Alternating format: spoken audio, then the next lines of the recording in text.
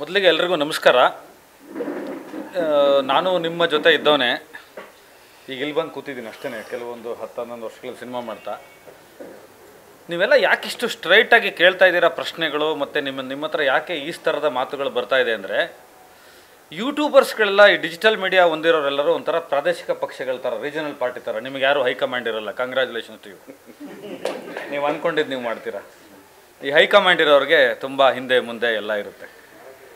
ನನಗೂ ಯಾರು ಹೈಕಮಾಂಡ್ ಇಲ್ಲ, ನಾನು ನಿಮ್ಮ ಥರದವನೇ. ಸೊ ನೇರವಾಗಿ ಮಾತಾಡ್ತೀನಿ. ಅಮೇರಿಕಾದಲ್ಲಿ 35 ಥಿಯೇಟ್ರ್ ಸಿಗ್ಬೋದು, ಇನ್ನೂ 3 ದಿನ ಟೈಮ್ ಇದೆ. 50 ಆಗ್ಬೋದು. ಬೇರೆ ಬೇರೆ ಅಂತಾರಾಷ್ಟ್ರೀಯ ಮಟ್ಟದಲ್ಲಿ ಸಂಜು ವೆಟ್ಸ್ ಗೀತಾಗೆ ಮಾರುಕಟ್ಟೆ ಬರುತ್ತೆ. ಯಾಕೆಂದರೆ ಈ ಸಿನಿಮಾನೇ ಶಿಡ್ಲಘಟ್ಟದಿಂದ ಸ್ವಿಟ್ಜರ್ಲ್ಯಾಂಡ್ ತನಕ ಹೋಗಿ ಒಬ್ಬ ಸಾಮಾನ್ಯ ನೇಕಾರ ತನ್ನ ಪೇಟೆಂಟನ್ನು ಮಾರಿಕೊಂಡು ತೊಡೆನೂ ತಟ್ಟಿ ಭುಜಾನೂ ತಟ್ಕೊಂಡು ಬಂದಿರೋ ಸಿನಿಮಾ ಸಿಗುತ್ತೆ. ಯಾಕೆಂದರೆ ಅಲ್ಲಿ ಕನ್ನಡದ ಮಕ್ಕಳಿದ್ದಾರೆ. ಇಲ್ಲಿ ಯಾವ ಮಕ್ಕಳಿದ್ದಾರೆ ಅಂತ ಹೇಳಿದ್ರೆ ನೀವು ಬೀಪ್ ಹಾಕ್ಕೊತೀರಾ, ಸಾರಿ. ಹಾಗಾಗಿ ಬೀಪ್ ನೀವೇ ಹಾಕ್ಕೊಳ್ಳಿ. ಪ್ರಾಬ್ಲಮ್ ಏನು ಇಲ್ಲಿ ಜನರಿಗೆ ಅಂತಂದರೆ, ಪ್ರದರ್ಶಕರ ವಲಯ, ವಿತರಕರ ವಲಯ, ನಿರ್ಮಾಪಕರ ವಲಯ, ನಿರ್ದೇಶಕರ ವಲಯ ಅಂತ ಇದೆ. ನಿರ್ದೇಶಕರ ವಲಯ ಚೇಂಬರ್ನಲ್ಲಿ ಒಂದು ರೂಮು ಕೊಟ್ಟಿರೋದು ನಾನು ಕಾಣೆ ಇದುವರೆಗೂ. ಅಲ್ಲಿ ಯಾರೋ ಪ್ರತಿನಿಧಿಗಳಿರೋದು ನಾನು ಕಾಣೆ. ಈ ಪ್ರದರ್ಶಕರ ವಲಯದವರು ಸಿಂಗಲ್ ಥಿಯೇಟ್ರ್ ಅಂತ ಬಂದರೆ, ಮಾಲ್ ಕಲ್ಚರ್ ಅಂತ ಬಂದರೆ, ಶೇರ್ ಪರ್ಸೆಂಟೇಜ್ ಅಂತ ಬಂದಾಗ 50-50, 70-30 ಈ ವ್ಯವಹಾರಗಳ ಮೇಲೆ ಹೋಗ್ತಾರೆ. ಬಿಟ್ಟರೆ ಪ್ರೇಕ್ಷಕರಿಗೆ ಕೊಡೋ ಪಾಪ್ಕಾರ್ನಿಗೆ 450 ರೂಪಾಯಿ ಹಾಕಿದೆ ಅಂತ ಇದುವರೆಗೂ ಯಾರು ಯೋಚನೆ ಮಾಡಿಲ್ಲ. ನಿನ್ನ ಶೌಚಾಲಯನ ಕ್ಲೀನ್ ಮಾಡಿಲ್ಲ ಅಂತ ಯಾರು ಯೋಚನೆ ಮಾಡಿಲ್ಲ. ಕನ್ನಡದ ಸಿನಿಮಾಗಳು ಕನ್ನಡದಲ್ಲಿ ಮೂಲೆ ಗುಂಪಾಗೋದು ಹೊಸದು ಅಲ್ಲ. ಇದ್ರ ಮೇಲೆ ಫೈಟ್ ಮಾಡಿ ಎಷ್ಟು ಸ್ಕ್ರೀನ್ಗಳು ತೊಗೋಬೇಕು, ಯಾವ್ಯಾವ ಹಳ್ಳಿಗೆ ತಲುಪಬೇಕು, ತಾಲೂಕು ಮಟ್ಟಕ್ಕೆ ತಲುಪಬೇಕು, ಜಿಲ್ಲಾ ಮಟ್ಟಕ್ಕೆ ತಲುಪಬೇಕು ಅಂತ ಹೋರಾಟ ಮಾಡೋದು ನಮಗೂ ಹೊಸದಲ್ಲ. ಇರೋದೇ 10 ಜನ ವಿತರಕರ ಆಫೀಸು. ಬೇಕಾಗಿರೋದೆಷ್ಟು? 4 ಧ್ವನಿ. ಇವತ್ತು ನಾನು ನಿಮ್ಗೆ ಹೇಳ್ತಾ ಇದ್ದೀನಿ. ಅನಿಲ್ ಅವರು ಕೇಳಿದ್ರು ನಿಮ್ಮದೇ ಸಿನಿಮಾ ಏನು ಮಾಡ್ತೀರಾ ಅಂತ. ಥಿಯೇಟ್ರ್ ಸೆಟಪ್ಗೆ ಗೋಕುಲ್ ಮೂವೀಸ್ ಅವ್ರಿಗೇನಾದರೂ ತೊಂದರೆ ಆದರೆ ನಾವು ಗೇಮ್ ಚೇಂಜರ್ ಆಗಬೇಕಾಗತ್ತೆ. ನಾವು ಡಾಕು ಮಹಾರಾಜ್ ಕೂಡ ನಾವೇ ಆಗಬೇಕಾಗತ್ತೆ. ಈ ಶಕ್ತಿ ಕನ್ನಡಿಗರಿಗಿದೆ. ಡಾಕು ಮಹಾರಾಜ್ ಆಗೋಕ್ಕೂ ನಮಗೆ ಬರುತ್ತೆ, ಗೇಮ್ ಚೇಂಜರ್ಗಳಾಗೋಕ್ಕೂ ಕನ್ನಡದವರಿಗೆ ಬರುತ್ತೆ. ಇದಕ್ಕೆ ಸುಮಾರು ಉದಾಹರಣೆಗಳಿದೆ. ಆಪ್ತ ಮಿತ್ರ ಅನ್ನೋದೊಂದು ಸಿನಿಮಾನೇ 1 ವಾರದ ಮೇಲೆ ಓಡಲ್ಲ ಅಂತ ತೆಗೆದಾಗ 1 ವರ್ಷ ಹೋಗಿತ್ತು ಸಿನಿಮಾ. ಮುಂಗಾರು ಮಳೆಗಾಗಿತ್ತು. ಸುಮಾರು ಯಾಕೆ ಸಂಜು ವೆಟ್ಸ್ ಗೀತಾ ಪಾರ್ಟ್ 1ಗೆ ಆಗಿತ್ತು. 35 ಸ್ಕ್ರೀನಿಂದ ಅದು ಆ ಕಾಲಕ್ಕೆ 215 ಸ್ಕ್ರೀನ್ ಹೋಗಿತ್ತು. ಮಗ ಹುಟ್ಟಿದ್ರು ಅಷ್ಟು ಮಾಡಲ್ವಾ ಅಪ್ಪ ಹಂಗಿರ್ಬೇಕಾದ್ರೆ? ಇದು ಎಚ್ಚರಿಕೆ ತಲುಪೋರಿಗೆ ತಲುಪುತ್ತೆ ಅನ್ಕೋತೀನಿ. ಯಾಕೆಂದರೆ ಕನ್ನಡ ಚಿತ್ರರಂಗದಲ್ಲಿ ಗೌರವನ ಭಯದ ಮುಖಾಂತರನೇ ಸಂಪಾದಿಸಬೇಕು ಅಂತ ನನಗೆ ಇತ್ತೀಚಿನ ವರ್ಷಗಳು ಅನ್ನಿಸ್ತಾ ಇದೆ. ನಾವು ಪ್ರೀತಿಯ ಕತೆ ಹೇಳಿ, ಪ್ರೇಮದ ಕತೆ ಹೇಳಿ, ಸ್ನೇಹದ ವಿಷಯ ಹೇಳಿ, ಒಳ್ಳೇದು ಹೇಳಿ ಸಿನಿಮಾ ಮಾಡಿ, ಯಾರೋ ನಿರ್ಮಾಪಕರು ಬಂದು ಕೋಟ್ಯಾಂತರ ರೂಪಾಯಿ ಕೈ ಹಾಕ್ಕೊಂಡು ಹೊರಗಡೆ ಮಾತ್ರ ಮಾತಾಡ್ತಾರೆ. ಚಿತ್ರರಂಗದ ಹಿರಿಯರು ಅದಕ್ಕೆ ಬೇರೆ ಥರ ಹೇಳ್ಬಿಡ್ತೀನಿ, ಭಾಷೆ ಬೇಡ, ಸ್ವಲ್ಪ ಸೆನ್ಸಾರ್ ಮಾಡ್ಕೋತೀನಿ ನಾನೇ. ನಿರ್ಮಾಪಕರು ಬರಲ್ಲ, ನಾಯಕ ನಟರುಗಳು ಇಲ್ಲ, ಇನ್ನೊಂದಿಲ್ಲ ಮತ್ತೊಂದಿಲ್ಲ ಅಂತ ಕೊರತೆಗಳನ್ನು ಮಾತಾಡೋರು ಇಂಥ ಹೊರತೆಗಳ ಸಿನಿಮಾ ಬಂದಾಗ ಎಷ್ಟು ಜನ ಸಪೋರ್ಟ್ ಮಾಡಿದ್ದಾರೆ. ಕನ್ನಡ ಚಿತ್ರರಂಗದಲ್ಲಿ ಒಳ್ಳೆ ಸಿನಿಮಾಗಳು ಬಂದಾಗ ಬೆಂಬಲ ನೀಡಬೇಕು, ನಾವೆಲ್ಲರೂ ಒಗ್ಗಟ್ಟಾಗಿ ನಿಂತ್ಕೋಬೇಕು ಅನ್ನೋದು ಯಾವಾಗ ಗೊತ್ತಾಗುತ್ತೆ? ಕಲಾಭವನದಲ್ಲಿ ಯಜ್ಞ ಯಾಗ ಮಾಡಿದ್ರೆ ಬರಲ್ಲ, ಒಳ್ಳೆ ಸಿನಿಮಾಗಳು ಬರಲ್ಲ. ಅಸೋಸಿಯೇಟ್ ಡೈರೆಕ್ಟ್ರಿಗೆ, ಅಸಿಸ್ಟೆಂಟ್ಸ್ಗೆ, ರೈಟ್ರಿಗೆ, ಡೈರೆಕ್ಟರ್ಗಳಿಗೆ, ಹೀರೋಗೆ ಸರಿಯಾಗಿ ನಿರ್ಮಾಪಕ ಸಂಭಾವನೆ ಕೊಡಬೇಕು. ಆವಾಗ ಗೆಲ್ಲುತ್ತೆ ಸಿನಿಮಾ. ಥಿಯೇಟ್ರ್ಗಳು ಸಿಗಬೇಕು, ಸರಿಯಾದ ಕತೆಗಳನ್ನು ತರಬೇಕು. ಇಷ್ಟು ವರ್ಷಗಳಾದ ಮೇಲೆ ಶಿಡ್ಲಘಟ್ಟದಲ್ಲಿ ಒಂದು ನೇಕಾರರ ಸಂಘಟನೆ ಇದೆ. ನೇಕಾರರಿದ್ದಾರೆ, ಕಚ್ಚಾ ವಸ್ತುಗಳನ್ನು ಬೆಳೆಯೋರಿದ್ದಾರೆ, ರೇಷ್ಮೆನ ಬದುಕ್ತಾರೆ. ಅವ್ರಿಗೊಂದು ಮಾರ್ಕೆಟ್ ಇದೆ. 1 ವರ್ಷಕ್ಕೆ 1,500 ಕೋಟಿಯಷ್ಟು ವಹಿವಾಟಿದೆ. ಅದಕ್ಕೊಂದು ಮಾರ್ಕೆಟ್ ಮಾಡಬೇಕು ಅಂತಲೂ ವಿಧಾನಸೌಧದಲ್ಲಿ 2 ಸಲ ಚರ್ಚೆ ಆಗಿದ್ದು. ಅದನ್ನು ಹೇಳೋಕ್ಕೆ ಈ ಥರದೊಂದು ಸಿನಿಮಾ ಬರಬೇಕಾಯ್ತು. ನಾವು ಹುಟ್ತಾನೆ ಹೋರಾಟಗಾರರಾಗಿ ಬಂದಿರೋರು. ಕಿಟ್ಟಪ್ಪ ಇರ್ಬೋದು, ನಾಗಶೇಖರ್ ಅವ್ರು ಇರ್ಬೋದು, ಎಲ್ಲರೂ ಇರ್ಬೋದು. ಇಲ್ಲಿ ಛಲವಾದಿ ಕುಮಾರ್ ಅವರು, ಅವ್ರ ಜೀನ್ಸಲ್ಲ ಇದೆ ಛಲವಾದಿ ಅಂತ, ಅವರೊಂದು ಸಂಘಟನೆ. ಇವರು ಅವರಿಗೆ ಥಿಯೇಟ್ರ್ ಸೆಟಪ್ ತೊಗೊಳೋದು ಗೊತ್ತಾಗಲ್ವಾ? ಇದೇನಂತಂದರೆ ಇದು ಕಳ್ಳಬೆಕ್ಕಿನ ಕತೆಗಳಿದು. ಯಾವುದೋ ಬೆಕ್ಕಿಗೆ ಯಾವುದೋ ಗಂಟೆ ಕಟ್ಟೋದು, ಸಮಸ್ಯೆ ಮಾಡೋದು ಮಾಡ್ತಾರೆ. ಆದರೆ ಜನ ಸಿನಿಮಾ ಸ್ವೀಕರಿಸಿದ್ರು ಅಂತ ಆದರೆ ಏನು ಮಾಡ್ತಾರೆ? ಯಾವ ಶೇರ್ ಲೆಕ್ಕ ಆಗ್ತಾ ಕೂತ್ಕೋತಾರೆ, ಯಾವ ಸ್ಕ್ರೀನ್ನ ತಡೆ ಹಿಡಿತಾ ಕೂತ್ಕೋತಾರೆ, ಏನು ಮಾಡ್ತಾರೆ? ಅದಕ್ಕೆ ನಾನೊಂದು ಪದ ಹೇಳಿದ್ದು, ನಾವು ಗೌರವನ ಒಂದೊಂದು ಸಲ ತುಂಬ ಭಯದಿಂದನೇ ತಗೊಳ್ಬೇಕಾಗುತ್ತೆ. ಅದನ್ನು ಮಾಡೋದಕ್ಕೂ ಬರುತ್ತೆ. ಮತ್ತು ನನಗೆ ತುಂಬ ಅತೀವವಾದ ನಂಬಿಕೆ ಇರೋದು ಇದರೆಲ್ಲದರ ಹೊರತಾಗಿ ಈ ಸಿನಿಮಾದಲ್ಲಿರ್ತಕ್ಕಂಥ ಕಾಂಟೆಂಟ್, ಈ ಸಿನಿಮಾ ವಿಷಯ, ಈ ಸಿನಿಮಾ ಕನಸು, ಈ ಸಿನಿಮಾ ಹೇಳ್ತಾ ಇರೋ ವಿಷಯ ಕರ್ನಾಟಕದ ಹಳ್ಳಿಗಳಿಗೆ ತುಂಬ ಸುಗಂಧವಾಗಿ ತಲುಪುತ್ತೆ ಅನ್ನುವ ಭರವಸೆ ನಮ್ಮನ್ನು ಹೀಗೆ ಮಾತಾಡಿಸ್ತಾ ಇದೆ. ಈ ಸಿನಿಮಾಗಿರೋ ದೊಡ್ಡ ಶಕ್ತಿ ಅದು. ಇಲ್ಲಿಂದ ಎರಡು ಹೇಳ್ಬಿಡ್ತೀನಿ, ಆಮೇಲೆ ನೀವು ಪ್ರಶ್ನೆ ಕೇಳು. ಅಲ್ಲೊಬ್ಬರು ಕೂತಿದ್ದಾರೆ, ಶ್ರೀಧರ್ ಸಂಭ್ರಮ್ ಅಂತ. ಅವರ ಹಿಂದಿನ ಎಲ್ಲ ಸಿನಿಮಾಗಳನ್ನು ನೋಡಿರ್ತೀರ. ಮುಸ್ಸಂಜೆ ಮಾತು ಮಾಡಿದರು, ಅವ್ರಿಗೆ ಇವಾಗ ಮುಂಜಾನೆ ಮಾತು ಶುರುವಾಗಿದೆ ಅವ್ರ ಜೀವನದಲ್ಲಿ. ಅವ್ರ ಹೆಸರಲ್ಲೊಂದು ಸಂಭ್ರಮ ಶುರುವಾಗಿದೆ. ಅವರೇ ಹೇಳ್ತಾ ಇದ್ರು ನನ್ನ ಕೆರಿಯರ್ನ ಬೆಸ್ಟ್ ಸಿನಿಮಾ ಅಂತ. ಅವ್ರ ಮಾತು ಹೇಳ್ತಾ ಇದ್ದೀನಿ, ನಿಜಕ್ಕೂ ನಾನು ಸಿನಿಮಾ ನೋಡಿ ಹೇಳ್ತಾ ಇದ್ದೀನಿ. ಶ್ರೀಧರ್ ಸಂಭ್ರಮ್ ಅನ್ನೋದು ಒಂದು ಸಂಭ್ರಮದ ತೇರು. ಜನವರಿ 10ನೇ ತಾರೀಕಿಂದ ಶುರುವಾಗೋಂಥ ಒಂದು ಸಿನಿಮಾ ಈ ಸಿನಿಮಾ. ಪಕ್ಕದಲ್ಲಿ ಕೂತಿದ್ದಾರೆ ನಿರ್ದೇಶಕರು ನಾಗಶೇಖರ್ ಅಂತ. ಕನ್ನಡ ಚಿತ್ರರಂಗದಲ್ಲಿ ಒಬ್ಬ ನಟರಾಗಿ ಬಂದು, ಸೀರಿಯಲ್ಗಳಲ್ಲಿ ಬಂದು, ಥಿಯೇಟ್ರ್ ಪರ್ಸನ್ ಆಗಿ ಬಂದು, ಅದಾದ ನಂತರ ಬೇಕಾದಷ್ಟು ತುಳಿತಕ್ಕೊಳಗಾಗಿ ಪರಭಾಷಾ ಚಿತ್ರಗಳಿಗೆ ಹೋಗ್ಬಿಡ್ತೀನಿ ಅಂತ ಹೋಗಿ ಅಲ್ಲೂ ತನ್ನ ಧ್ವಜ ಹಾರಿಸಿ ಕನ್ನಡದಲ್ಲಿ ಇವತ್ತಿನ ಕಾಲಘಟ್ಟದ ಸಿದ್ಧಸೂತ್ರದಲ್ಲಿ ರಕ್ತ ಚರಿತ್ರೆಯ ಕಾಲಘಟ್ಟದಲ್ಲಿ ಪ್ರೇಮ ಚರಿತ್ರೆಯ ಸಿನಿಮಾ ಮಾಡುವಂಥ ಎದೆಗಾರಿಕೆ ಇರುವಂಥ ಗೆಳೆಯ. ಅವರು ಗೆಲ್ತಾರೆ, ಅವರ ತೇರು ಎಳೆಯುತ್ತೆ. ಶ್ರೀನಗರ ಕಿಟ್ಟಿಯವ್ರ ಬಗ್ಗೆ, ನನ್ನ ಕಿಟ್ಟಪ್ಪನವ್ರ ಬಗ್ಗೆ ಮಾತಾಡಬೇಕು ಅಂದರೆ, ಈ ಹೀರೋಗಳ ಹತ್ರ ಹೋಗ್ಬಿಟ್ಟು ಕುಲ ಕಸಬುಗಳಿರೋದು ಅದರ ಕತೆ ಹೇಳಿ ಕೇಳ್ತಾರ ಅಂತ ಕೇಳಿ. ನಾನು ಚಾಲೆಂಜ್ ಮಾಡ್ತಾಯಿದ್ದೀನಿ. ಒಂದು ಕುಲ ಕಸಬು, ಗೌಳಿ, ಹಾಲು ಕರೆಯುವವನ ಕತೆ, ಸೀರೆ ಮಾರುವವನ ಕತೆ, ನೇಕಾರನ ಕತೆ. ಒಂದು ಕಾಲದಲ್ಲಿತ್ತು. ಶಂಕರ್ನಾಗ್ ಅವರು, ಅಣ್ಣವರು, ವಿಷ್ಣು ಸರ್ ಇದ್ದಾಗ ಬಡವರ ಬಂದು ಆ ಥರ ಸಿನಿಮಾಗಳೆಲ್ಲ ಯಾಕೆ ಬಂತು ಅಂದರೆ, ಸಾಮಾನ್ಯ ಮನುಷ್ಯನ ಬೆವರಿನ ಕತೆಗಳು ಹೇಳೋದಕ್ಕೆ ನಾಯಕರು ನಿಂತ್ಕೊಳ್ತಾ ಇದ್ದರು. ಶ್ರೀನಗರ ಕಿಟ್ಟಿಯವರು ಆ ಥರದೊಂದು ಪ್ರಯತ್ನ ಮಾಡ್ತಾ ಇದ್ದಾರೆ, ತನ್ನನ್ನು ತಾನು ಮೀರ್ತಾ ಇದ್ದಾರೆ. ಯಾಕಂದರೆ ಅವರು ರಂಗಭೂಮಿಯಿಂದ ಬಂದಿರೋರು. ಒಂದು ಸಣ್ಣ ಕುಲ ಕಸಬಿನ ಹುಡುಗ ಸ್ವಿಟ್ಜರ್ಲ್ಯಾಂಡ್ ತನಕ ಹೋಗಿ ಸೆಲ್ವಿಕಾ ಕ್ವೀನ್ನ ಮನಸ್ಸು ಗೆದ್ದು ತನ್ನದೊಂದು ಕುಟುಂಬ ಉಳಿಸ್ಕೊಳ್ಳೋದಕ್ಕೆ ಒಂದು ಸಾಹಸ ಮಾಡುವಂಥ ಕಸಬಿನ ಕೆಲಸ ಮಾಡಿದ್ದಾರೆ. ರೇಷ್ಮೆ ನೂಲು ಬಗ್ಗೆ ಗೊತ್ತಿದ್ದವ್ರಿಗೆ ಇದೆಲ್ಲ ಗೊತ್ತಿರ್ತದೆ. ಆ ಥರದೊಂದು ಸಾಹಸ ಮಾಡಿದ್ದಾರೆ. ನನ್ನ ಪ್ರಕಾರ ಈ ಎರಡನೇ ಅವತರಣಿಕೆ ಅವ್ರಿಗೆ ಇನ್ನೊಂದು ಅವತರಣಿಕೆ ಆಗುತ್ತೆ. ಇದು ಆ ಥರದ್ದೊಂದು ಸಿನಿಮಾ. ನಾನಾದರೂ ಒಂದು ನಂಬಿದ್ದೆ, ಈಗ ರಚಿತಾರಾಮ್ ಅವ್ರ ಬಗ್ಗೆ ಬರ್ತೀನಿ, ನಿರ್ಮಾಪಕರಿಗೆ ಹೋಗಿಂತ ನಾನಾದರೂ ಒಂದು ನಂಬಿದ್ದೆ. ನಾನು ಪರಭಾಷೆಗಳಿಗೆ ಹೊರಟೋಗಿದ್ದೆ. ಯಾಕಂದರೆ ಕರ್ನಾಟಕದಲ್ಲಿ ಸರಸ್ವತಿ ಭಿಕ್ಷುಕಿ ಅಂತ. ಇಲ್ಲಿ ಸಹಾಯಕ ನಿರ್ದೇಶಕರಿಗೆ ಈ ಪಿಕ್ಚರ್ ನಾನು ಸ್ವಿಟ್ಜರ್ಲ್ಯಾಂಡಲ್ಲಿ ನಾಗಪ್ಪಂಗೆ ಅಸಿಸ್ಟೆಂಟು ಆಗಿದ್ದೀನಿ, ಕೋ ಡೈರೆಕ್ಟ್ರು ಆಗಿದ್ದೀನಿ, ಇನ್ನೊಂದು ಆಗಿದ್ದೀನಿ, ಲೆಕ್ಕನೂ ಬರೆದಿದ್ದೀನಿ, ಎಲ್ಲವನ್ನೂ ಮಾಡಿದ್ದೀನಿ, ಶಿಡ್ಲಘಟ್ಟಕ್ಕೆ ಹೋಗಿದ್ದೀವಿ, ಎಲ್ಲ ಮಾಡಿದ್ವಿ. ಆದರೆ ನನಗೆ ಈ ತಂಡ ಏನು ಅನ್ನಿಸ್ತಾ ಇತ್ತು ಅಂದರೆ, ಕೆಲವೇ ತಂಡಗಳಿದೆ. ನಾನು ಬನ್ನಿ ಅರುಣ್ ಸಾಗರ್ ಅವರು ಬರಬೇಕು ದಯಮಾಡಿ. ಅವರು ಹಿರಿಯ ಜೀವಿ ಕನ್ನಡ ಚಿತ್ರರಂಗಕ್ಕೆ, ಅವರಿಗೆ ಜೀವಮಾನದ ಪ್ರಶಸ್ತಿ ಸದ್ಯದಲ್ಲೇ ಸಿಗ್ತಾ ಇದೆ, ಅವರು ಬರಬೇಕು. ನನ್ನ ವಿಷಯಕ್ಕೆ ಬರೋದಾದರೆ, ಒಂದು ತಂಡ ಯಾವ ತಂತ್ರಜ್ಞರನ್ನ ಹೇಗೆಲ್ಲ ನೋಡ್ಕೋಬೇಕು ಅನ್ನೋ ಥರದಲ್ಲಿ ತುಂಬ ಚೆನ್ನಾಗಿ ಸಾಬೀತು ಮಾಡಿದ್ದಾರೆ. ದಯಮಾಡಿ ಹೇಳ್ತೀನಿ, ಯಜ್ಞ ಯಾಗಗಳನ್ನು ಬಿಟ್ಬಿಟ್ಟು ನಿಮ್ಮ ತಂತ್ರಜ್ಞರನ್ನ, ನಿಮ್ಮ ರೈಟರ್ಸ್ನ, ನಿಮ್ಮಲ್ಲಿ ವರ್ಕ್ ಮಾಡೋರನ್ನ ತುಂಬ ಚೆನ್ನಾಗಿ ನೋಡ್ಕೊಳ್ಳಿ, ಸಿನಿಮಾ ಚೆನ್ನಾಗಿ ಗೆಲ್ಲುತ್ತೆ ಅಂತ. ಇನ್ನು ನಿರ್ಮಾಪಕರು ಇವರು 2002ರಲ್ಲಿ ಒಂದು ಸಿನಿಮಾ ಮಾಡಬೇಕು ಅಂತ ಬಂದರು. ಹೋಮ್ ವರ್ಕ್ ಮಾಡಿದ್ರು, ಮಾನಿಟರ್ ಶಾಟ್ 20 ವರ್ಷ. ಅದಾದಮೇಲೆ 22ಕ್ಕೆ ಸಿನಿಮಾ ಸ್ಟಾರ್ಟ್ ಮಾಡಿದ್ರು. 12 ವರ್ಷ ನೀನು ಆಗಿದ್ರೆ ವನವಾಸ ಆಗಿರೋದು 14 ವರ್ಷ ಸೀತೆ ಥರ. ಆಮೇಲೆ ಮೂಲತಃ ಸಂಘಟನೆಯವರು, ಅಂಬೇಡ್ಕರ್ ವಾದಿಯವರು, ಅವರಿಗೆ ಸಂಘಟನೆ ಗೊತ್ತಿದೆ, ಕಾನೂನು ಗೊತ್ತಿದೆ, ರಾಜ್ಯ ಗೊತ್ತಿದೆ. ಅಂಥವ್ರಿಗೆ ಈ ಥರದೊಂದು ಕತೆ ಎಮೋಷನಲ್ ಟಚ್ ಆಯಿತು. ಇದರಲ್ಲಿ ಇದೇನೋ ಒಂದು ಕೆಲಸನ ಮಾಡ್ತಾ ಇದೆ ಅಂತ ಅನ್ನಿಸ್ತು. ಸೊ ಅವರು ಬಂಡವಾಳ ಹಾಕಿದ್ರು. 15-16 ಕೋಟಿ ಬಂಡವಾಳ ಈ ಸಿನಿಮಾಗೆ. ಒಂದು ಸಣ್ಣ ಹಳ್ಳಿಯಿಂದ ಶುರುವಾದಂಥ ಸಿನಿಮಾ. ನಾನು ಒಂದು ಮಾತು ಹೇಳ್ತೀನಿ, ಹೆಲಿಕಾಪ್ಟರ್ ಬೇಕು ಸಿನಿಮಾಗೆ. ಇವರು ನಾಗಶೇಖರು ಒಂದು ಸ್ವಲ್ಪ ಈ ನಿಮಾನ್ಸ್ ಹಾಸ್ಪಿಟ್ಲ್ ಪಕ್ಕ ಇರೋ ಸಂಜಯ್ ಗಾಂಧಿ ಹಾಸ್ಪಿಟ್ಲ್ ಇದ್ದಂಗೆ. ಯಾಕೆಂದರೆ ಆಕ್ಸಿಡೆಂಟ್ ಆದರೆ ಸೀರಿಯಸ್ಸಾಗಿ ನೋಡ್ಕೋಬೇಕಲ್ಲ, ಆ ಥರ ಅದು. ಹೆಲಿಕಾಪ್ಟ್ರು ಅರ್ಧ ಗಂಟೆ 1 ಗಂಟೆಲಿ ಬೇಕು. ಎಲ್ಲವೂ ತರಾತುರಿ ಏನೇನು ಆಗಬೇಕು ಅದೆಲ್ಲ ಡಿಸೈನ್ ಆಗಲೇಬೇಕು. ಆದರೆ ಇವರು ಅಷ್ಟು ಕಷ್ಟಪಟ್ಟು ಅದೆಲ್ಲವನ್ನು ಒದಗಿಸಿ ಎಲ್ಲರನ್ನೂ ನಂಬಿ, ಯಾಕಂದರೆ ಇಲ್ಲಿರೋರೆಲ್ಲರೂ ಎಕ್ಸ್ಟ್ರೀಮಿಸ್ಟ್ಗಳು, ನಿಮಗೆ ಮೊದಲೇ ಹೇಳ್ಬಿಟ್ಟಿರ್ತೀನಿ. ಅದನ್ನೆಲ್ಲ ಮಾಡಿದಂಥ ಛಲವಾದಿ ಕುಮಾರ್ ಅವ್ರು ಗೆಲ್ಲಬೇಕು. ಇವ್ರು ಗೆದ್ದರೆ, ಥಿಯೇಟ್ರ್ಗಳು ಸಿಕ್ಕರೆ ಗೆದ್ದರೆ ಈ ಸಿನಿಮಾ ಚೆನ್ನಾಗಿದೆ, ಗೆಲ್ಲುತ್ತೆ. ಗೆದ್ದರೆ ಅಂದರೆ ನೀವು ಏನೇನೋ ಸಿನಿಮಾ ಮಾಡಿ ಗೆಲ್ಲಬೇಕು ಅಂತ ಕೇಳ್ಕೊತಾ ಇಲ್ಲ ನಾವು. ಒಂದು ಒಳ್ಳೆ ಸಿನಿಮಾ ಮಾಡಿದಾಗ ಎಲ್ಲರೂ ಒಳ್ಳೆ ಸಿನಿಮಾ ಅಂತಲೇ ಪ್ರಯತ್ನ ಪಡ್ತಾರೆ, ಎಲ್ರಿಗೂ ಒಳ್ಳೇದಾಗಬೇಕು. ಅದರ ನಡುವೆ ಇವರಿಂದ ಇನ್ನೊಂದು 10-15 ಸಿನಿಮಾಗಳು ಬರುತ್ತೆ. ಒಂದಷ್ಟು ಜನ ಇಂಡಸ್ಟ್ರಿಯ ರಥ ಅನ್ನೋದಿಂದಿದೆಯಲ್ಲ, ಅದು ಎಳೆಯೋದಕ್ಕೆ ಸಹಕಾರಿಯಾಗುತ್ತೆ. ನೋಡಿ ಅಲ್ಲಿ ಕೂತಿದ್ದಾರೆ, ಯಾವ ಆ್ಯಂಗಲಲ್ಲಿ ಅವರು ಡಾಕ್ಟರ್ ಥರ ಕಾಣ್ತಾರೆ ಅಂತ ಯಾರಾದರೂ ಒಬ್ರು ಹೇಳ್ಬೇಕು. ಅವರು ಡಾಕು ಥರ ಕಾಣ್ತಾರೆ. Is a vigilante. Sandeep Reddy ನೋಡಿದರೆ ಕರ್ಕೊಂಡು ಹೋಗಿರೋನು. ಇವ್ರಿಗೆ ಯಾರೋ ಏನು ಹೇಳಿದ್ದಾರೆ ಅಂದರೆ, ಈ ಚಿತ್ರರಂಗದಲ್ಲಿ ಒಂದು ಟ್ರೆಂಡ್ ಸ್ಟಾರ್ಟ್ ಆಯಿತು ಇತ್ತೀಚಿನ ದಿನಗಳಲ್ಲಿ, ಗಡ್ಡ ಬಿಟ್ಕೊಂಡು ಪ್ರಶಾಂತ್ ನೀಲ್ ಮನೆ ಮುಂದೆ ಓಡಾಡಿ ಹೀರೋಗಳಾಗ್ಬಿಡ್ತೀರಾ ಅಂತ. ಆ ಟ್ರೆಂಡ್ಗೆ ಒಳಗಾಗಿ ಸೀರಿಯಸ್ಲಿ ಇವರೊಂದು ಹೊಸ ಸಿನಿಮಾ ಮಾಡ್ತಾ ಇದ್ದಾರೆ.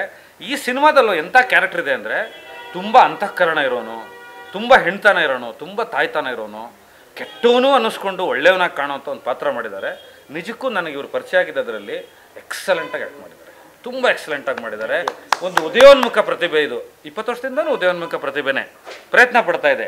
ಆದರೆ ಇನ್ನು ಮುಂದೆ ಅವ್ರ ಪ್ರಯತ್ನಗಳಿಗೆ ಈ ಸಿನಿಮಾ ಇನ್ನೂ ಒಳ್ಳೇದು ಮಾಡಬೇಕು. ಇನ್ನು ನಮ್ಮ ಅರುಣ್ ಸಾಗರ್ ಅವರು ಆರ್ಟ್ ಡೈರೆಕ್ಟರ್ ಅಲ್ಲ, ನನ್ನ ಪ್ರಕಾರ ಹಾರ್ಟ್ ಡೈರೆಕ್ಟರ್ ಅವನು. ಆರ್ಟ್ ಡೈರೆಕ್ಟರ್ ಅಲ್ಲ, ಅವನು ಹಾರ್ಟ್ ಡೈರೆಕ್ಟರ್. ಏನಂದರೆ ಎಲ್ಲದನ್ನೂ ಹೃದಯದಿಂದ ಮಾಡ್ತಾನೆ, ತುಂಬ ಜಗಳ ಆಡ್ತಾನೆ. ಆದರೆ ಜಗಳದಲ್ಲೊಂದು ವಿಷಯ ಇರುತ್ತೆ. ನೀವು ನಾಗಶೇಖರ್ದು, ಅರುಣ್ ಸಾಗರ್ದು, ಸತ್ಯ ಹೆಗಡೆ ಅವ್ರದ್ದು ಜಗಳ ಇದೆಯಲ್ಲ, ಅದೊಂದು ಮೂಕ ಪ್ರಾಣಿ ಇದೆ ನಮ್ಮ ಸಿನಿಮಾದು. ಸತ್ಯ ಹೆಗಡೆ ಮಾತೇ ಆಡದಲ್ಲಿ ಇರೋದೊಂದು ಇದಿದೆ. ಇವರಿಬ್ಬರದು 3 ಜನರದ್ದು ಜಗಳ ನಡೀತಾ ಇರುತ್ತೆ. ನೀವು ಅದನ್ನು ಖಂಡಿತ ಶೂಟಿಂಗ್ ಸೆಟ್ ನೆಕ್ಸ್ಟ್ ಬಂದಾಗ ಮತ್ತೆ ಇದೇ ಕಾಂಬಿನೇಷನ್ ಆಗುತ್ತೆ. ಸಂಜು ವೆಡ್ಸ್ ಗೀತಾ 3 ಬಂದರೂ ಬರ್ಬೋದು, ನನಗೀಗ ಸೂಚನೆಗಳು ಸಿಕ್ಕಿದ ಪ್ರಕಾರ ಬಂದರೂ ಬರ್ಬೋದು. ಅವಾಗ ನೋಡಿ. ಈಗ ರಚಿತಾರಾಮ್ ಅವರು ಇಲ್ಲಿಲ್ಲ, ಇನ್ನೇನು ನಿಮ್ಮನ್ನು ಕೆಳಗಡೆ ಇದ್ದಾರೆ, ಬರ್ತಾ ಇದ್ದಾರೆ. ನಿಜಕ್ಕೂ ನನಗೆ ನಾವು ಚಿಕ್ಕನ್ನಲ್ಲಿ ನೋಡಿದಂತಹ ಒಂದು ಬಂಧನದ ಸುವಾಸಿನಿ, ಮುತ್ತಿನ ಹಾರದ ಸುವಾಸಿನಿ ನೋಡಿ. ನಾನು ಹಿಂಗೆ ಹೇಳ್ತೀನಿ ಅಂದ್ಕೊಬಿಡಿ, ನೀವು ನೇರ ನಾನು ನೇರ, ನಂದು ಮುಕ್ತ. ಚಿಟ್ಕಿ ಹೊಡೆಯೋ ಥರ ತುಂಬ ಜನ ಹೆಣ್ಮಕ್ಳಿದ್ದಾರೆ, ಚಪ್ಪಾಳೆ ಹೊಡೆಯೋ ಥರ ಹೆಣ್ಮಕ್ಳಿರೋದು ಕಡಿಮೆ. ಆ ಥರದ್ದೊಂದು ಹೆಣ್ಮಕ್ಳು ಸಿನಿಮಾದಲ್ಲಿ ರಚಿತಾರ ತುಂಬ ಪಾತ್ರಗಳು ಬರುತ್ತೆ. ಆಮೇಲೆ ಈ ಸಿನಿಮಾ ಹೆಂಗಿದೆ ಅಂತಂದರೆ, ರಕ್ತ ಇಲ್ದಲೆ, ಅಶ್ಲೀಲತೆ ಇಲ್ದಲೆ, ವಾಯ್ಲೆನ್ಸ್ ಇಲ್ದಲೆ, ದ್ವೇಷ ಇಲ್ದಲೆ, ಅಸೂಯೆ ಇಲ್ದಲೆ ಇರೋದೊಂದು ಅಪ್ಪಟ್ಟವಾದಂಥ ಒಂದು ಪ್ರೀತಿಯ ಸಿನಿಮಾ. ಈ ಸಿನಿಮಾದಲ್ಲಿ ಒಂದು ಡೈಲಾಗ್ ಇದೆ, ಅದನ್ನು ಹೇಳಿಬಿಟ್ಟು ನಾನು ನನ್ನ ಮಾತನ್ನು ಮುಗಿಸ್ತೀನಿ. ಆಮೇಲೆ ಪ್ರಶ್ನೆ ಕೇಳ್ಬೋದು. ನಾವೇನಾದ್ರು ಹೇಳ್ಕೊಂಡ್ರೆ ತಾನೇ ಪ್ರಶ್ನೆ ಬರೋದು ನಿನಗೆ. ಕಿಟ್ಟಪ್ಪನವ್ರಿಗೊಂದು ಡೈಲಾಗ್ ಇದೆ, ತಬ್ಲಾ ನಾಣಿಯವ್ರು ಹೇಳ್ತಾರೆ, ನಮ್ಮ ಹುಡುಗನಿಗೆ ಸೀರೆ ಉಡ್ಸಕ್ಕೆ ಬರ್ತದೆ, ಸೀರೆ ಬಿಚ್ಚಕ್ಕೆ ಬರಲ್ಲ, ಹೆಂಗೆ ಮಾಡ್ತಾನೋ ಏನೋ ಪ್ರಸ್ತ ಅಂತ. ಇದು ಆ ಥರ ಸಿನಿಮಾ ಇದೆ. ಧನ್ಯವಾದಗಳೆಲ್ಲರಿಗೂ. ನಿಮ್ಮ ಸಹಕಾರ ಇರಲಿ. ಯಾಕೆ ಗೊತ್ತಾ, ಜನರ ಹಾರ್ಟ್ ಬೀಟ್ ಗೊತ್ತಿರೋದು ನಿಮಗೆ. ಸ್ಟ್ರೈಟ್ ಹೋಗೋದು ಜನರ ಹತ್ರ ನೀವು. ಅವ್ರು ಸಹಕಾರ ಕೊಟ್ಟಿಲ್ಲ, ಇವ್ರು ಸಹಕಾರ ಕೊಟ್ಟಿಲ್ಲ ಅಂತ ಹೇಳ್ಕೊಳ್ಳೋದು ಎರಡನೇ ವಿಷಯ. ಮೊದಲನೇದು, ನನ್ನ ಕನ್ನಡ ಸಿನಿಮಾಗೆ, ನನ್ನ ಮಾಧ್ಯಮಕ್ಕೆ, ಯಾಕಂದರೆ ನೀವು ಸಿನಿಮಾದ ಪ್ರಮುಖ ಪಾತ್ರ, ನಾವು ಸಹಕಾರ ಕೊಡ್ತೀವಿ ಅಂತ ನಿಂತ್ಕೊಳ್ಳೋದಿದೆಯಲ್ಲ, ಅದು ಮೊದಲನೇದು. ಅದು ನಿಮ್ಮಿಂದ ಶುರುವಾಗಲಿ, ಮತ್ತು ಶುರುವಾಗಿದೆ ಅಂತ ನಾನು ನಂಬಿದ್ದೀನಿ. ಯಾಕಂದರೆ ಇನ್ನು 3 ದಿನ ಇದೆ. ಆಚಾರ ವಿಚಾರ ಇದ್ದ ಕಡೆ ಪ್ರಚಾರ ಕಮ್ಮಿ ಆದರೂ ಸಮಾಚಾರ ಜೋರಾಗಿರುತ್ತೆ ಅಂತ ನಂಬಿರೋ ನಾನು. Thank you very much.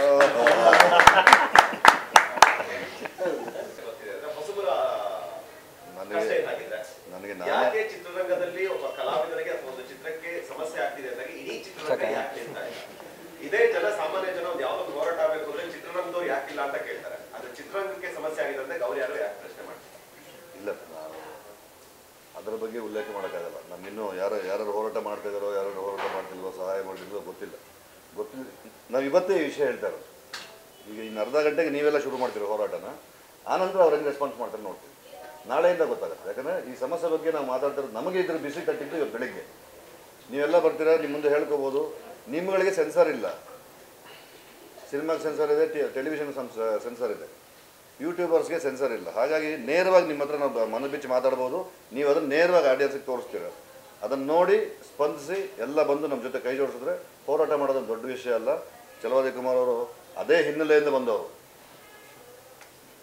ಕರ್ನಾಟಕದ ಹೆಚ್ಚು ಕಡಿಮೆ ಒಂದು 55 ಲಕ್ಷ ಜನರಿಗೆ ಅವರು ಸತತವಾಗಿ 3 ವರ್ಷಗಳ ಕಾಲ ಅಧ್ಯಕ್ಷರಾಗಿದ್ದರು, ಛಲವಾದಿ ಮಹಾಸಭಾ ಅಧ್ಯಕ್ಷರಾಗಿದ್ದರು ಅವರು. ಅವ್ರಿಗೇನು ಹೋರಾಟ ಹೊಸದಲ್ಲ. ನಾಳೆ ಬೆಳಗ್ಗೆ ಎಲ್ಲೆಲ್ಲಿ ಯಾರು ಜನರು ನುಗ್ಗಿಸ್ಬೇಕಂದ್ರೆ ಅವರು ಕರ್ಕೊಂಡು ಹೋರಾಟ ಮಾಡ್ಸೋಕ್ಕೆ ರೆಡಿ ಇದ್ದಾರೆ. ಹಾಗಾಗಿ ಈಗ ನಾವು ಸಿನಿಮಾ ಬಗ್ಗೆ ಫಸ್ಟ್ ಮಾತಾಡೋಣ. ಹೋರಾಟದವರು ಇವರು ಗೆಳೆಯ ಮಾತಾಡ್ತಾರೆ. ಸಿನಿಮಾ ನಾವು ಒಂದು 72 ದಿನಗಳ ಕಾಲ ಚಿತ್ರೀಕರಣ ಮಾಡಿದ್ದೀವಿ. ಅದರಲ್ಲಿ ಸ್ವಿಟ್ಜರ್ಲ್ಯಾಂಡಲ್ಲಿ ಒಂದು 14-15 ದಿನ ಮಾಡಿದ್ದೀವಿ. ಶಿಡ್ಲಘಟ್ಟ, ಶಿಂಷಾ, ಕುಣಿಗಲ್ ಸ್ಟಡ್ ಫಾರ್ಮ್, ಬೆಂಗಳೂರಿನ ಸುತ್ತಮುತ್ತ ಈ ಸಿನಿಮಾ ಶೂಟಿಂಗ್ ಆಗಿದೆ. ಜನವರಿ 10 ಸಂಜು ವೆಡ್ಸ್ ಗೀತಾ 2 ರಿಲೀಸ್ ಆಗ್ತವೆ. ಗೆಳೆಯ ಹೇಳಿದಾಗೆ ಅಮೇರಿಕಾದಲ್ಲೇ ನಮಗೆ 31 ಸ್ಕ್ರೀನ್ ಈಗಾಗಲೇ ಕನ್ಫರ್ಮ್ ಆಗಿದೆ.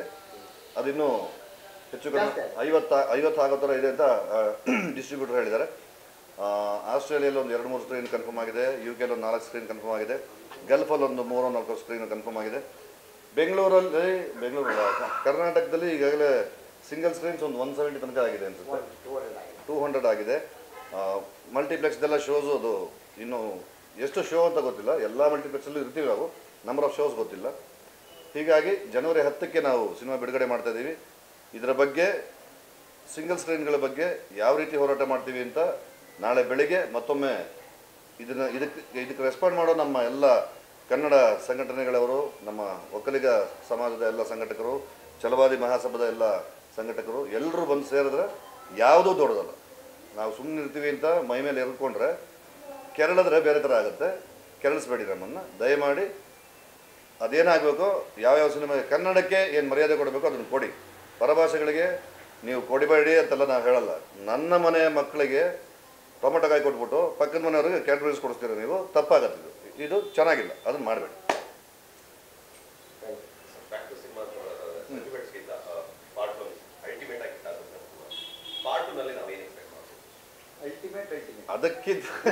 ಅದಕ್ಕಿಂತ ಉತ್ಕಟವಾದ ಪ್ರೇಮ. ಅಲ್ಲಿ ಅವರಿಬ್ಬರಿಗೂ ಮದುವೆ ಆಗಲ್ಲ, ಇಲ್ಲಿ ಇವ್ರು ಮದುವೆ ಮಾಡ್ಕೊಂಡೇ ಜೀವನ ಶುರು ಮಾಡ್ತಾರೆ. ಸಿನಿಮಾ ಬಿಗಿನಿಂಗಲ್ಲೇ ಆಲ್ರೆಡಿ ಇವರಿಬ್ಬರಿಗೆ ಮದುವೆ ಆಗಿರುತ್ತೆ. ಅವರ 10 ವರ್ಷಗಳ ದಾಂಪತ್ಯದ ಕಥೆ ಹೇಳಿಕೊಡ್ತೀವಿ. ಒಬ್ಬ ತೀರಾ ಮಾನವೀಯತೆ ಒಂದಿಟ್ಕೊಂಡು ತುಂಬ ಕಷ್ಟಪಡ್ತಾರೋ ಒಬ್ಬ ಬಡ ಹುಡುಗ, ಆ ಹುಡುಗನ ಕೆಲವು ಒಳ್ಳೆತನಗಳು ಇಷ್ಟಪಡೋ ಒಂದು ಹುಡುಗಿ, ಅವರಿಬ್ಬರು ಹೋರಾಟ ಹೇಗೆ ಮಾಡ್ಕೊಂಬರ್ತಾರೆ, ಅವರ ಮಧ್ಯೆ ಇರೋ ಪ್ರೀತಿ. ಆ 10 ವರ್ಷ ಟ್ರಾವೆಲಲ್ಲಿ ಈ ಹುಡುಗನ ಆ ಹುಡುಗಿ ಯಾವ ಮಟ್ಟಕ್ಕೆ ತೊಗೊಂಡು ಹೋಗ್ತಾಳೆ ಅನ್ನೋದು ಒಂದು ವಿಷಯ. ಮಧ್ಯೆ ಸಾರಿ ಅಣ್ಣ, ನಿನಗೆ ವೆಡ್ಡಿಂಗ್ ಕಾರ್ಡ್ ತುಂಬ ಇಷ್ಟ ಆಗುತ್ತಾ, ವ್ಯಾಲೆಂಟೈನ್ ಕಾರ್ಡ್ ತುಂಬ ಇಷ್ಟ ಆಗುತ್ತಾ? ಯಾವ್ದು ಇಷ್ಟ? ಅದೇ ಈ ಸಿನಿಮಾ. ಇದು ವೆಡ್ಡಿಂಗ್ ಕಾರ್ಡ್.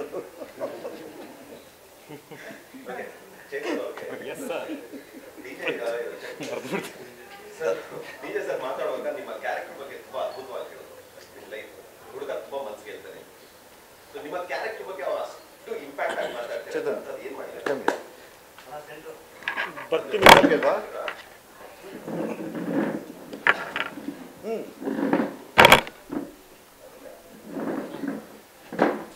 ಬರೋಣ.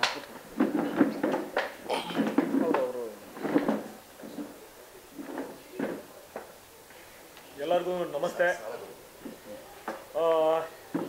ಅನಿಲ್, ನೀವು ಕೇಳಿದ್ರಲ್ಲ, ಫಸ್ಟ್ ಆಫ್ ಆಲ್ ಈ ಕತೆ ನನ್ಗೆ ಹೇಳಿದಾಗ ಡಾಕ್ಟರ್ ಕ್ಯಾರೆಕ್ಟರ್ ಅಂತ ಹೇಳಿದ್ರು. ನಾನು ಈ ಗೆಟಪಲ್ಲಿ ಇದ್ದೆ, ಅದೇ ಬೇರೆ ಪ್ರಾಜೆಕ್ಟ್ಗೆ. ಸರ್ ಈ ಥರ ಗೆಟಪಲ್ಲಿ ಇದ್ದೀನಿ, ಹೆಂಗೆ ಸೂಟ್ ಆಗುತ್ತೆ ಡಾಕ್ಟರ್ ಕ್ಯಾರೆಕ್ಟರ್ಗೆ ಅಂತ. ಇಲ್ಲ, ನಾವು ಅದೇ ಥರ ಒಂದು ಸ್ವಲ್ಪ ಸ್ಟೈಲಿಶ್ ಆಗಿ ಡಾಕ್ಟರ್ನ ತೋರಿಸೋಣ ಅಂತ ಹೇಳ್ಬಿಟ್ಟು ನನ್ನ ಕತೆ ನರೇಟ್ ಮಾಡಿದ್ರು. ಕತೆ ಎಷ್ಟು ಚೆನ್ನಾಗಿದೆ ಅಂದರೆ ನಿಜವಾಗ್ಲೂ ಸರ್, ನಿಮ್ಮ ಡೈಲಾಗ್ಸು ಅಷ್ಟೇ ತುಂಬ ಚೆನ್ನಾಗಿದೆ ಸರ್. Art work excellent. ಮತ್ತು ಸರ್ದು ಮ್ಯೂಸಿಕ್ಕು, ಫಸ್ಟ್ ನನ್ನ ಮ್ಯೂಸಿಕ್ ಕೇಳಿಸ್ಬಿಟ್ರು ನಾಗಶೇಖರ್ ಸರ್. ನಾನು ಆ್ಯಕ್ಚುಲಿ ಅವ್ರದ್ದು 1 ತಿಂಗಳು ಫೋನ್ ಎತ್ತಿರಲಿಲ್ಲ, ಯಾಕಂದ್ರೆ ನನಗೆ ಸೂಟ್ ಆಗಲ್ಲ ಅಂತ ನನಗೆ ಗೊತ್ತಿತ್ತು. ಬಟ್ ಇಲ್ಲ, ಯಾವ ಥರ ಸೂಟ್ ಆಗುತ್ತೆ, ಯಾವ ಥರ ಸೂಟ್ ಮಾಡ್ತೀನಿ ಅಂತ ನನಗೆ ಕರೆದು ಹೇಳಿದಾಗ ಎಷ್ಟು ಬ್ಯೂಟಿಫುಲ್ ಆಗಿದೆ ಕತೆ ಅಂದರೆ, ಇಟ್ಸ್ ಅನ್ ಇನ್ನೋಸೆಂಟ್ ಒಂದು ಇನ್ನೋಸೆಂಟ್ ಹುಡುಗ, ಇನ್ನೋಸೆಂಟ್ ಹುಡುಗಿ, ಒಂದು ಕ್ಯೂಟ್ ಲವ್ ಸ್ಟೋರಿನ ಯಾವ ಥರ ಎಲಾಬ್ರೇಟ್ ಮಾಡ್ಕೊಂಡು ಹೋಗಿದ್ದಾರೆ ಅಂದರೆ, ಲಾಸ್ಟ್ಗೆ ಈ ಕ್ಯಾರೆಕ್ಟ್ರು ತುಂಬ ಒಂದು ಪ್ರಾಮುಖ್ಯತೆ ಇರೋಂಥ ಒಂದು ಕ್ಯಾರೆಕ್ಟರ್ನ ನಾನು ಇದರಲ್ಲಿ ಒಂದು ಸಂಭಾಳಿಸಿದ್ದೀನಿ. ಸೊ ಗೆಸ್ಟ್ ಅಪಿಯರೆನ್ಸ್ ಅಂತ ಕರೆಸಿದ್ರು, ಆಮೇಲೆ ಹೇಳ್ತಾ ಇದ್ದಾರೆ ಇವಾಗ ಬೆಸ್ಟ್ ಅಪಿಯರೆನ್ಸ್ ಆಗಿದೆ ಅಂತ. ಸೊ ಎಂಟೈರ್ ಟೀಮ್ಗೆ ನಾನು ಥ್ಯಾಂಕ್ಸ್ ಹೇಳ್ತೀನಿ. ಆ್ಯಂಡ್ ಚಲವಾದಿ ಕುಮಾರ್ ಸರ್ಗೆ, ಸರ್ ಆಲ್ ದ ಬೆಸ್ಟ್. ತುಂಬ ಒಳ್ಳೇದಾಗಲಿ, ಒಳ್ಳೆ ಸಿನಿಮಾ ಮಾಡಿದ್ದೀರಾ. ಪ್ರತಿಯೊಬ್ಬರೂ ಈ ಸಿನಿಮಾದಲ್ಲಿ ಆ್ಯಕ್ಟ್ ಮಾಡಿರೋ ಅಂತ ಎಲ್ಲರಿಗೂ ಒಳ್ಳೇದಾಗಬೇಕು. ಸೊ ಈ ಸಿನಿಮಾನ ನನ್ನ ಕ್ಯಾರೆಕ್ಟರ್ನ ನನ್ನ ಸಿನಿಮಾದಲ್ಲಿ ಥಿಯೇಟ್ರಲ್ಲಿ ನೋಡಿದ್ಮೇಲೆ ಗೊತ್ತಾಗೋದು ನಾನು ಏನು ಮಾಡಿದ್ದೀನಿ ಅಂತ. ಎಲ್ಲರೂ ಚೆನ್ನಾಗಿದೆ ಅಂತಿದ್ದಾರೆ. So even I am very eager to watch Sanju weds Geetha 2. ಯಾಕಂದರೆ ಸಂಜು ವರ್ಡ್ಸ್ ಗೀತಾ 1ನಲ್ಲಿ I was a very good fan. I was a biggest fan of Sanju weds Geetha 1. ಸಾಂಗ್ಸ್ಗೆ, ಆ ಸಬ್ಜೆಕ್ಟ್ಗೆ ಎಲ್ಲರೂ ನೋಡಿರ್ತಾರೆ ತಾನೆ ಸಂಜು ವರ್ಡ್ಸ್ ಗೀತಾ 1. ಸೊ ಅದ್ರಲ್ಲಿ ನಾನು ಒಬ್ಬ. ಸೊ ಇಂಥ ಒಂದು ಸಿನಿಮಾದಲ್ಲಿ ಪಾರ್ಟ್ 2 ಈ ಸೀಕ್ವೆಲ್ ನಡಿಬೇಕಾದ್ರೆ ನನಗೆ ಈ ಥರ ಕರೆದು ಆಫರ್ ಕೊಟ್ಟಿದ್ದು ನಮ್ಮ ನಾಗಶೇಖರ್ ಸರ್ಗೆ. ನಾಗಶೇಖರ್ ಸರ್ ತುಂಬ ಒಳ್ಳೆ ಡೈರೆಕ್ಟರ್ ಸರ್, ತುಂಬ ಒಳ್ಳೆ ಡೈರೆಕ್ಟರು. ಇಲ್ಲಿವರೆಗೂ ಅವ್ರು ಮಾಡಿರೋಂಥ ಎಲ್ಲ ಸಿನಿಮಾದಲ್ಲೂ ಒಳ್ಳೊಳ್ಳೆ ಸಾಂಗ್ಸ್ಗಳು ಕೊಟ್ಟಿದ್ದಾರೆ, ಒಳ್ಳೊಳ್ಳೆ ಹಿಟ್ ಸಿನಿಮಾಗಳು ಕೊಟ್ಟಿದ್ದಾರೆ. ಸೊ ಅಂಥ ಡೈರೆಕ್ಟರ್ಗಳನ್ನ ಉಳಿಸಿ ಬೆಳೆಸ್ಬೇಕಾಗಿರೋದು ನಮ್ಮ ಕನ್ನಡಿಗರ ಕರ್ತವ್ಯ. ಆಗಲೇ ಹೇಳ್ತಿದ್ರು ಸರ್, US ಅಲ್ಲೆಲ್ಲ ಅಷ್ಟೊಂದು ಸಿಕ್ಬಿಟ್ಟಿದೆ, ಬೇರೆ ಬೇರೆ ದೇಶಗಳಲ್ಲೆಲ್ಲ ಅಷ್ಟೊಂದು ಥಿಯೇಟರ್ಗಳು ಕೊಟ್ಬಿಟ್ಟಿದ್ದಾರೆ ಅಂತ. ಅಲ್ಲೆಲ್ಲ ಆ್ಯಕ್ಚುಲಿ ನಿಜವಾಗ್ಲೂ ಕನ್ನಡಿಗರಿದ್ದಾರೆ, ಕನ್ನಡ ಸಂಘಗಳಿದ್ದಾರೆ, ಕನ್ನಡ ಸಂಘಗಳು ಮಾಡ್ಕೊಂಡಿದ್ದಾರೆ. ಪ್ರತಿ ವಾರಕ್ಕೋ ಇಲ್ಲ ತಿಂಗಳಿಗೊಂದ್ಸತಿ ಎಲ್ಲರೂ ಮೀಟ್ ಆಗ್ತಾರೆ, ಈ ಥರ ಒಳ್ಳೊಳ್ಳೆ ಕನ್ನಡ ಸಿನಿಮಾಗಳು ಬಂದಾಗ ಹೋಗಿ ನೋಡ್ತಾರೆ. ನಮ್ಮಲ್ಲಿ ಕನ್ನಡಿಗರಿಗಿಂತ ಬೇರೆಯವರೇ ಜಾಸ್ತಿ ಆಗ್ಬಿಟ್ಟಿದ್ದಾರೆ. ಇವಾಗ ಫಾರ್ ಎಕ್ಸಾಂಪಲ್ ನಾವು ಬೆಂಗಳೂರಲ್ಲೇ ತಗೊಂಡ್ರೆ ಎಷ್ಟು ಜನ ಇದ್ದಾರೆ, ಆಲ್ಮೋಸ್ಟ್ 50 to 60% ಕನ್ನಡಿಗರು ಇಲ್ವೇ ಇಲ್ಲ ಇಲ್ಲಿ, ಬೇರೆ ಭಾಷೆಯವರೇ ಇರೋದಿಲ್ಲ. ಅವ್ರುಗಳೆಲ್ಲ ಬೇರೆ ಬೇರೆ ಭಾಷೆಗಳು ಸಿನಿಮಾ ಬಂದಾಗ ಯಾವ ಥರ ನುಗ್ಗಿ ಹೋಗ್ತಾರೋ ಆ ಥರ ನಮ್ಮವರು ಹೋಗೋಕ್ಕೆ ಯಾಕೆ ಹೆದರ್ತಾರೋ ಗೊತ್ತಿಲ್ಲ. ನಮ್ಮ ತಾಯಿನ ನಾವು ಫಸ್ಟ್ ಪ್ರೇಮಿಸೋಣ, ಆಮೇಲೆ ಪಕ್ಕದ ಮನೆ ತಾಯಿಯಾಗಿ ಅವ್ರಿಗೇನು ಹೆಲ್ಪ್ ಮಾಡಬೇಕು ಅದನ್ನ ಆಮೇಲೆ ಮಾಡಿದ್ರಾಯ್ತು. ಸೊ ನಮ್ಮ ಕನ್ನಡ ಸಿನಿಮಾಗಳನ್ನ ನಮ್ಮ ಕನ್ನಡಿಗರು ದಯವಿಟ್ಟು ಹೋಗಿ ಸಿನಿಮಾದಲ್ಲಿ ಧೈರ್ಯವಾಗಿ ಹೋಗಿ ನೋಡಿ. ಯಾಕೆ ಎದುರ್ಕೋತಾ ಇದ್ದೀರಾ ಅಂತ ಗೊತ್ತಾಗಲ್ಲ. ಈ ಥರ ಎದುರ್ಕೊಂಡ್ರೆ ನಿರ್ಮಾಪಕರುಗಳು ಎದುರ್ಕೋತಾರೆ, ನೆಕ್ಸ್ಟು ನಿರ್ದೇಶಕರು ಎದುರ್ಕೋತಾರೆ, ಈವನ್ ಆ್ಯಕ್ಟರ್ಗಳು ಇಲ್ಲಿ ಯಾಕೆ ಮಾಡಬೇಕು, ಬೇರೆ ಯಾವ್ದಾರ ಮಾಡೋಣ ಅಂತ ಅವಾಗ ಹೋಗ್ತಾರೆ ಬೇರೆ ಬೇರೆ ಭಾಷೆಗಳನ್ನ ತಗೊಂಡು. ತಮಿಳಲ್ಲಿ ಮಾಡೋಣ, ತೆಲುಗಲ್ಲಿ ಮಾಡೋಣ, ಪ್ಯಾನ್ ಇಂಡಿಯಾ ಮಾಡೋಣ ಅಂತ. ಕನ್ನಡ ಸಿನಿಮಾಗಳನ್ನ ಗೆಲ್ಸಿದ್ರೆ ನಮ್ಮ ಕರ್ನಾಟಕದಲ್ಲಿ ಅದು ಜನಕ್ಕೆ ಬಿಟ್ಟಿರೋದು ಮತ್ತು ನಿಮ್ಗಳಿಗೆ ಬಿಟ್ಟಿರೋದು. ಗೆಲ್ಸಿದ್ರೆ 100% ತುಂಬ ಒಳ್ಳೊಳ್ಳೆ ಸಿನಿಮಾಗಳು ಬರುತ್ತೆ, ತುಂಬ ಒಳ್ಳೊಳ್ಳೆ ಟೆಕ್ನಿಷಿಯನ್ಸ್ ಇದ್ದಾರೆ. ಮತ್ತೆ ಸರ್ ಹೇಳಿದ್ರು ಅದು ನಿಜ. ಏನು ಅಂತಂದ್ರೆ ಫಸ್ಟ್ ಇಲ್ಲಿ ರೈಟರ್ಸ್ಗೆ ಡೈರೆಕ್ಟರ್ಸ್ಗೆ ಹೊಟ್ಟೆ ತುಂಬ ಊಟ ಕೊಡಿ, ಅವಾಗ ಒಳ್ಳೊಳ್ಳೆ ಕಥೆಗಳು ಆಚೆ ಬರುತ್ತೆ. ಹೊಟ್ಟೆ ಹಸ್ಕೊಂಡಿದ್ದಾಗ ಏನೂ ಆಚೆ ಬರಲ್ಲ, ಬರೀ ಹಸು ಬಗ್ಗೆನೇ ಇರುತ್ತೆ ಅವ್ರಿಗೆ ಚಿಂತೆ, ಮನೆ ಬಗ್ಗೆ, ಹಸು ಬಗ್ಗೆ. ಅದಿದ್ರೆ ಯಾವುದೇ ಥರ ಕೆಲಸಗಳು, ಒಳ್ಳೊಳ್ಳೆ ಕೆಲಸಗಳು ಆಚೆ ಬರಲ್ಲ. ಸೊ ದಯವಿಟ್ಟು ನಾನು ಕನ್ನಡ ಪ್ರೇಕ್ಷಕರಿಗೆ ಏನು ಕೇಳ್ಕೊತೀನಿ, ನಮ್ಮ ಕನ್ನಡಿಗರಿಗೆ ಏನು ಕೇಳ್ಕೊತೀನಿ ಅಂದರೆ, ಈ ಥರ ಒಂದು ಒಳ್ಳೆ ಸಿನಿಮಾ ಬಂದಾಗ ದಯವಿಟ್ಟು ಧೈರ್ಯವಾಗಿ ಎದೆನ ಉಬ್ಬಿಸಿ ಹೋಗಿ ಸಿನಿಮಾ ನೋಡಿ. Thank you. Part 1 major character ನೀವಾಗಿದ್ದೀರಿ, ಅದರಲ್ಲಿ ಕೊನೆ ಗೊತ್ತಾಗುತ್ತೆ ನಿಮ್ಮಿಂದಲೇ ಜೊತೆಗೆ. ಈ ಒಂದು ಚಿತ್ರದಲ್ಲಿ ನಿಮ್ಮ ಪಾತ್ರ ಬರೀ ಆಟಕ್ಕೆ ಮಾತ್ರ ಸೀಮಿತ ಆಗಿದ್ರೆ ಆರ್ಟಿಸ್ಟ್ ಇಲ್ಲ, ಇದರಲ್ಲಿ ಪಾತ್ರ ಇಲ್ಲ, ಕಲಾ ನಿರ್ದೇಶಕನಾಗಿ ಕೆಲಸ ಮಾಡಿ ಚಿತ್ರದಲ್ಲಿ. ಒಂದೇ ಹೇಳೋದೇನು ಅಂದರೆ, ನನಗೆ ನಾಗಶೇಖರ್ ಭಾಳ ಒಬ್ಬ ನಿರ್ದೇಶಕನಾಗಿ ಬಹಳ ಇಷ್ಟವಾಗುವಂಥ ವ್ಯಕ್ತಿ. ಯಾಕೆಂದರೆ ಅವನ ಹುಚ್ಚುತನ, ಆಮೇಲೆ ಇಡೀ ಚಿತ್ರಕ್ಕೆ ತನ್ನನ್ನು ತಾನು ಕೊಟ್ಕೊಳ್ಳೋದು, ಕತೆಗಾಗಲಿ ಸಂಗೀತಕ್ಕಾಗಲಿ ಅಥವಾ ಎಲ್ಲ ವಿಭಾಗಗಳಲ್ಲಿ ಕೆಲಸ ಹೇಗಾಗಬೇಕು ಅನ್ನುವ ತುಡಿತ ಮತ್ತು ಇದು. ಆಮೇಲೆ ಅದು ಸಂಜು ವೆಟ್ಸ್ ಗೀತದಲ್ಲೂ ಕಾಣಿಸಿದೆ, ಅವನು ಮಾಡಿದಂಥ ಮೈನಾದಲ್ಲೂ ಕಾಣಿಸಿದೆ, ಈಗ ಸಂಜು ವೆಟ್ಸ್ ಗೀತ ಪಾರ್ಟ್ 2ನಲ್ಲೂ ಅದು ಕಾಣಿಸುತ್ತೆ. ಇದರ ಕುಸರಿ ಕೆಲಸ ಆಗಲಿ, ನಟನೆ ವಿಷಯದಲ್ಲಾದರೂ ಅಷ್ಟೇ, ಕ್ಯಾರೆಕ್ಟರ್ನ ಒಂದು ಕ್ಯಾರೆಕ್ಟರೈಸೇಷನ್ನ ಹೇಗೆ ಮಾಡಬೇಕು. ಈಗ ರಚಿತಾರಾಮ್ ಅವರ ಕ್ಯಾರೆಕ್ಟರ್ಗೆ ಅಲ್ಲಿ ರಮ್ಯಾ ಇದ್ದರು, ಇಲ್ಲಿ ರಚಿತಾರಾಮ್ ಅವರಿದ್ದಾರೆ. ಬಟ್ ರಚಿತಾರಾಮ್ ಅವ್ರ ಕ್ಯಾರೆಕ್ಟರ್ನ ಹೇಗೆ ಮಾಡಬೇಕು ಅನ್ನುವಂತಹ ಸಿದ್ಧತೆಗಳಿರ್ಬೋದು. ಆಮೇಲೆ ನಮ್ಮ ಶ್ರೀನಗರ ಕಿಟ್ಟಿ, ಒಟ್ಟಾರೆ ಚಿತ್ರ ಬಹಳ ಒಂದು ಸುಂದರವಾದಂತಹ ಪ್ರೇಮಕತೆ. ನಿಮಗೆ ಈಗಾಗಲೇ ಚಂದ್ರಚೂಡ್ ಹೇಳಿರ್ತಾರೆ ನಿಮಗೆ ಸೀರೆ ಕತೆ ಅಂತ. ಹಾಗಾಗಿ ಜೊತೆಲಿ ಶ್ರೀಧರ್ ಇದ್ದಾರೆ, ನಮಗೆ ಏನಾಗಲಿ ಮುಂದೆ ಸಾಗು ನೀ ಬಯಸಿದ್ದೆಲ್ಲ ಸಿಗದು ಬಾಳಲಿ ಅನ್ನುವಂಥ ಒಂದು ಹಾಡು. ಅವರು ಅದೇ ಥರ ನಡೀತಾ ಇದ್ದಾರೆ ಜೀವನದಲ್ಲಿ, ಅದೇ ಥರದಲ್ಲಿ ಇದ್ದಾರೆ. ಜೊತೆಯಲ್ಲಿ ಇದರಲ್ಲಿ ನಿಜವಾಗ್ಲೂ ಅವ್ರ ಹಾಡುಗಳು ತುಂಬ ಚೆನ್ನಾಗಿ ಬಂದಿದೆ. ನಿಜವಾಗ್ಲೂ ಎಲ್ಲರ ಕೆಲಸ ತುಂಬ ಚೆನ್ನಾಗಿದೆ. ನಮ್ಮ ಚಂದ್ರಚೂಡರ ಡೈಲಾಗ್ ನಿಜವಾಗ್ಲೂ ಅದ್ಭುತವಾಗಿ ಮೂಡಿ ಬಂದಿದೆ ಅಂತ ಡೈರೆಕ್ಟರ್ ಯಾವಾಗಲೂ ಹೇಳ್ತಿರ್ತಾರೆ. ನನಗೆ ತುಂಬ ಸ್ಫೂರ್ತಿ ಕೊಡುತ್ತೆ. ಕೆಲವು ಸೀನ್ ಮಾಡ್ಬೇಕಾದ್ರೆ ಆ್ಯಕ್ಚುಲಿ ಯೂಶಲಿ ನಮ್ಮಲ್ಲಿ ಡೈರೆಕ್ಟ್ರು ತಮ್ಮ ಡೈಲಾಗ್ಗಳನ್ನು ಬರೆದು ಮನೆಯಲ್ಲೋ ಅಥವಾ ಅವ್ರವ್ರದ್ದೇ ಕೆಲಸದಲ್ಲಿ ಇರ್ತಾರೆ. ಬಟ್ ಚಂದ್ರಚೂಡವನ್ನ ಜೊತೆಯಲ್ಲೇ ಹಾಕ್ಕೊಂಡು ಇಡೀ ಸಿನಿಮಾ ಒಂಥರ ನಮ್ಮ ನಾಗಶೇಖರಿಗೆ ಈ ಏನೋ ಬುಕ್ಕಿನ ಬ್ಯಾಗ್ ಇರುತ್ತಲ್ಲ ಮಕ್ಕಳದ್ದು, ಆ ಥರನೇ ಆಗ್ಬಿಟ್ಟಿದ್ರು. ಯಾವಾಗ ಬೇಕು ಅಂದ್ರೆ ಅವಾಗ ತೆಗೆದ್ಬಿಟ್ಟು ಚಂದ್ರು ಬಾಯಿ ಹುಡುಕೋ ನಾನು ಹೇಳಿ ಬರೀ ಅಂತ ಹೇಳಿ ಅದು ಹೇಳಿಸಿ ಬರ್ಸಿದ್ದಾನೆ. ಜನವರಿ 10ಕ್ಕೆ ರಿಲೀಸ್ ಆಗ್ತಿದೆ. ಹೊಸ ವರ್ಷಕ್ಕೆ ಒಂದು ಹೊಸ ಮೊದಲ ಕನ್ನಡ ಚಿತ್ರ, ಒಂದು ರೀತಿಯ ಸದಭಿರುಚಿಯ ಚಿತ್ರ. ಬಹಳ ಖುಷಿಯಾಗುತ್ತೆ. ನೀವೆಲ್ಲರೂ ನೋಡಿ, ಜೊತೆಗೆ ನಿಮ್ಮೆಲ್ಲರ ಸಹಕಾರ ಬಹಳ ಮುಖ್ಯ. ಆ್ಯಕ್ಚುಲಿ ಈಗ ಯೂಟ್ಯೂಬರ್ಸು ನೀವೊಂಥರ, ನಾವೆಲ್ಲ ನಿಮಗೆ ಹೀರೋವಾಗಿ ಕಾಣಿಸ್ತೀವಿ, ಬಟ್ ನಮಗೆ ನೀವು ಕೂಡ ಹೀರೋಗಳಾಗಿ ಕಾಣಿಸ್ತೀರಿ. ಯಾಕೆಂದರೆ ನಿಮ್ಮೆಲ್ಲರ ಕೆಲಸ ಈಗ ಅದ್ಭುತವಾಗಿ ಬರ್ತಾ ಇದೆ. ಪ್ರತಿಯೊಂದು ವಿಷಯವನ್ನು, ನಮ್ಮ ಚಿತ್ರರಂಗದ ಒಂದು ಒಳ್ಳೆಯ ವಿಷಯವನ್ನು ಹೇಳ್ಬೇಕಾದ್ರೆ ಅದನ್ನ ಅಷ್ಟೇ ಸುಲಲಿತವಾಗಿ, ಅಷ್ಟೇ ಚೆನ್ನಾಗಿ ಮುಟ್ಟಿಸ್ತೀರಿ. ಅದೇ ಥರ ಸಂಜು ವೆಟ್ಸ್ ಗೀತವನ್ನು ತಾವು ಮುಟ್ಟಿಸ್ತೀರಿ ಅನ್ನುವಂತಹ ಒಂದು ಆಶಯದಲ್ಲಿದ್ದೇನೆ. ನಮ್ಮ ಚಿತ್ರರಂಗಕ್ಕೂ ನಿಮ್ಮಿಂದ ತುಂಬ ಒಳ್ಳೆಯದಾಗ್ತಿದೆ. Thank you very much. Sridhar sir, Sanju weds Geetha ಅಂತ ಬಂದಾಗ ಆಲ್ಬಮ್ ಹಿಟ್, ಸೊ ಪಾರ್ಟ್ 2 ಅಂತ ಬಂದಾಗ ಈಗಾಗಲೇ ಸಾಂಗ್ಸ್ ಎಲ್ಲ ಕೂಡ ಸಿಕ್ಕಾಪಟ್ಟೆ ಸೌಂಡ್ ಮಾಡ್ತಾರೆ. ಸೊ ಅದೆಷ್ಟು ಚಾಲೆಂಜಿಂಗ್ ಆಯಿತು ಲೈಕ್ ಪಾರ್ಟ್ 1ಗೆ ಕಾಂಪೀಟ್ ಮಾಡಿ? ಸರ್ ಬಂದ್ಬಿಡ್ತೀರಾ? ಬನ್ನಿ ಬನ್ನಿ ಸರ್, ಬರ್ಬೋದು, ನೀವು ಬರ್ಬೋದು, ಬನ್ನಿ. ಸಂಜು ವೆಟ್ಸ್ ಗೀತ ಮ್ಯೂಸಿಕಲ್ ಚೇರ್. ಎಕ್ಸಾಕ್ಟ್ಲಿ. ಎಲ್ಲರಿಗೂ ನಮಸ್ಕಾರ. ನೇರವಾಗಿ ಮನಸ್ಸಿಗೆ ಮತ್ತು ಕಿವಿಗೆ ನುಗ್ಗುವಂಥ ಯೂಟ್ಯೂಬರ್ಸ್ ತಾವೇನಿದ್ದೀರಿ, ನಿಮಗೆ ಶರಣಾರ್ಥಿ.